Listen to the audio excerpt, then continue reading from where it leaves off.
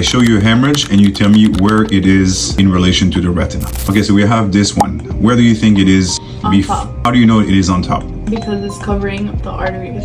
Okay, so you know it's before the retina because it blocks the view of the artery. This one specifically is between the vitreous and the retina. It's between the two, and you can see it kind of like forms like a blister. It's blocked by the end of the vitreous and the beginning of the retina. Here's a different type of hemorrhage. Can you tell the location? On top. It's blocking the view. It's before the retina, right? Now, before the retina, where? Behind the vitreous or within the vitreous? It looks within. Within. How do you know? Because it's diffuse. It doesn't really have a shape. You saw the one before, it was very localized because the back of the vitreous was holding it together. But here, because it is within the vitreous, the thing just scatters everywhere. So that's a vitreous hemorrhage. How about those hemorrhages? You see this?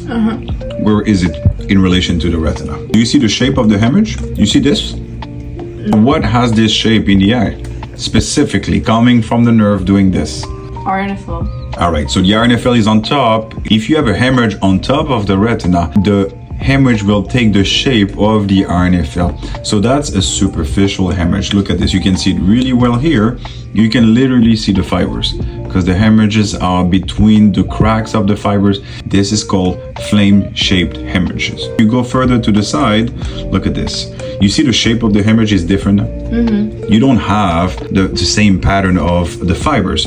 You have more like blots like that, what we call dots and blots. Where in the retina is this located? Because now you can see the vessels on top. You see, you can see the vessels. Now it's not blocking at all. So it gotta be below the blood vessels. So these ones specifically are in the middle of the retina. That's called dot and blood hemorrhages. It's characteristic of patient with diabetic retinopathy. So you see here, that's a patient with diabetic retinopathy, and you have classic dot and blood hemorrhages.